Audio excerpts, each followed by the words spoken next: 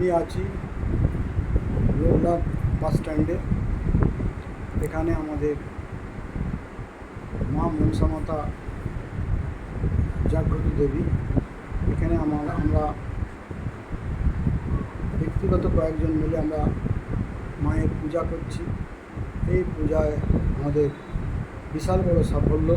আমরা প্রত্যেক বছর এই অনুষ্ঠানটা করি, যার জন্য এখানে বড় মাপের কিন্তু আমাদের লোকজন আসে, আনন্দ উৎসব হয় এবং প্রত্যেকটা সদস্য, প্রত্যেকটা ব্যক্তি আমাদের সহযোগিতা করেন। মা খুব জাগ্রত। এই জাগ্রত মায়ের পূজা কোনখান থেকে যে কী ধরনের আমাদের সাহায্য পাই আমরা নিজেরাও ভাবতে পারিনি। যার জন্যে এই মা কিন্তু আমাদের দীর্ঘদিন ধরে আমাদের পূজা করে আসছি।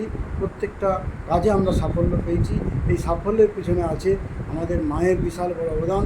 আমাদের মা মনসামঙ্গল মা, এই মনসামঙ্গল মায়ের কিন্তু প্রত্যেকটা বৎসর কিন্তু ঘটা করে আমরা পুজো করি।